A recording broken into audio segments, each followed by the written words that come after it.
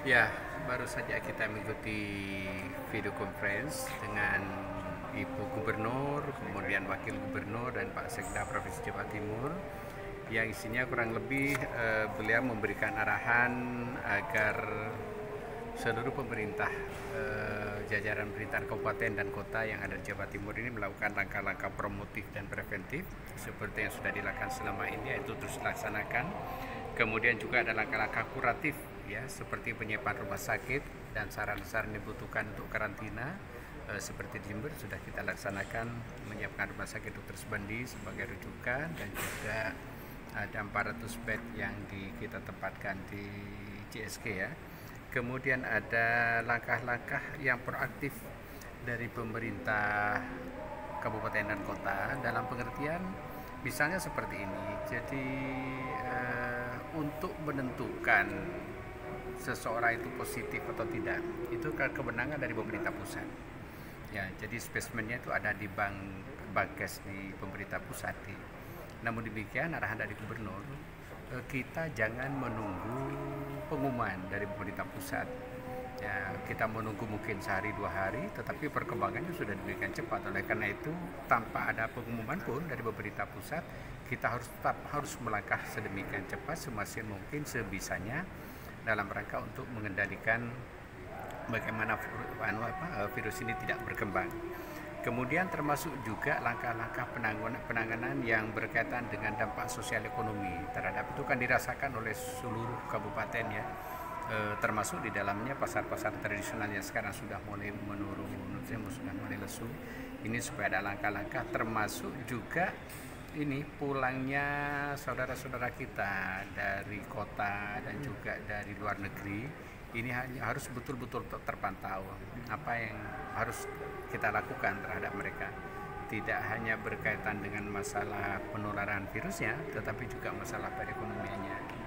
Ya, saya kira itu. Pak Yai, untuk Jember sendiri setelah mengikuti video conference itu, apa langkah-langkah baik dalam konteks ekonomi ataupun pencegahan saudara-saudara kita yang baru pulang dari luar ini, Pak Ya. Yai? Kemarin kebetulan kita sudah mengadakan rapat, walaupun itu stressingnya lebih kepada penanganan pelaksanaan ibadah yaitu sholat masjid, tapi dengan kehadiran banyak pihak, banyak sekali masukan, dan saya kira pemerintah Kabupaten Jember sekarang ini sudah melakukan langkah, misalnya seperti adanya surat edaran dari Kemendes. Jadi Bupati pada tanggal 26 Maret kemarin sudah memberikan surat edaran kepada camat dan desa, pemerintah desa, agar supaya desa yang sudah memiliki APBDes itu supaya ditinjau lagi, agar supaya ada penyesuaian dalam rangka untuk menangani ini berkaitan dengan COVID-19 ini. Kemudian desa yang belum memiliki APBDes mesti akan menyusun, maka penyusunannya harus disesuaikan dengan hal yang dibutuhkan dalam rangka untuk penanganan COVID ini. Termasuk juga insya Allah mungkin dalam waktu dekat ini akan ada langkah-langkah secara khusus yang berkaitan dengan masalah perekonomian ya. Ini menjadi PR bagi kita karena pada satu sisi APBD kita 2020 masih belum ada kesepakatan ya. Semoga ya kita berharap lah, semoga dalam waktu dekat ini kan keadaan darurat, saya kira Bupati sudah melakukan langkah-langkah untuk penanganan itu. Untuk ketersediaan Ya, APD itu sendiri APD ya, alat pelindung diri itu memang tadi disampaikan hampir dari semua. Saya sebetulnya tadi minta waktu tapi karena keterbatasan tidak sempat.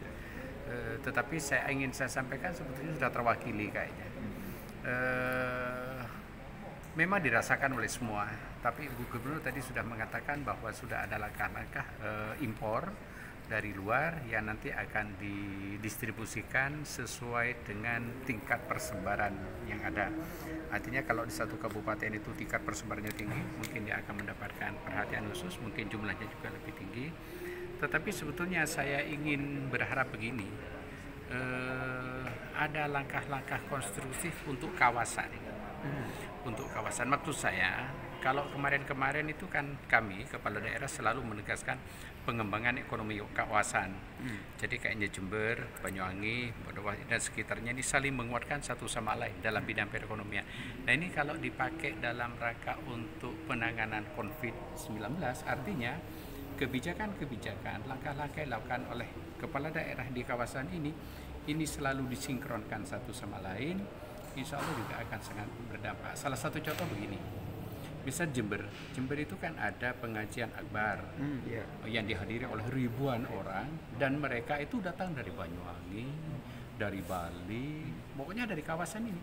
Nah, ketika ini ditutuplah untuk sementara, diistirahatkan untuk sementara, maka daerah-daerah lain itu juga ini akan berpengaruh. Ya, Jember juga akan sangat terbantu dengan itu. Bayangkan kalau misalnya itu tidak diliburkan, ada jemaah dari Surabaya, siapa yang bisa memantau?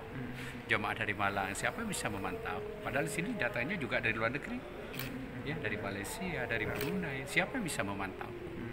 Nah, itu maksudnya adalah kebijakan dari satu kabupaten itu hendaknya selalu dikoordinasikan, disinkronkan dengan kabupaten. Itu sangat-sangat perlu menurut saya. Ya, Cukup ya? Pak Yai, satu lagi terakhir mungkin Pak Yai, khusus tentang penanganan pasien dalam pantauan PDP. Selain memutus penyebaran di luar, artinya orang-orang yang belum terkena, untuk PDP ini sendiri di Jember penanganannya seperti apa? Karena kita tahu rumah sakit pusat karantina yang sedang disiapkan kan belum. PDP ini kan otomatis mereka dirawat di rumah sendiri. Bagaimana memantau kondisi mereka, Pak Yai? Saya kira itu dengan melibatkan tenaga di fasilitas kesehatan terdekat ya secara aktif. Jadi itu memang merupakan sebuah hal yang harus mendapatkan perhatian, karena dari orang yang dalam ini ada di Jember ada 489 ODP. ODR. Ya, ODR-nya ada 489. Dan dari sejumlah 489 itu yang sudah dilakukan pemeriksaan ada 434. Sisanya masih terus dalam proses. Kemudian ODP-nya ada 119 kan ya di Jember. Kemudian dari 119 itu yang dinyatakan sehat 32. Kemudian 87 masih terus di dalam pantauan. Nah, kemudian yang PDP, pasien dalam perawatan ini, ada 9.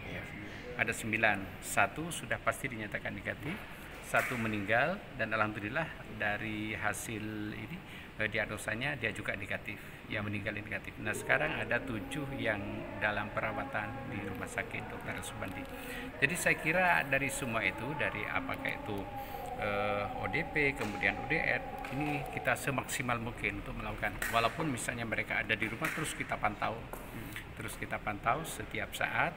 Dan ini tidak dari hari, tetapi dari jam ke jam, ya, pihak-pihak terkait selalu diminta untuk mengawasi perkembangan itu. Kan ini sangat-sangat riskan sekali. Ya. Cukup ya. Terima kasih.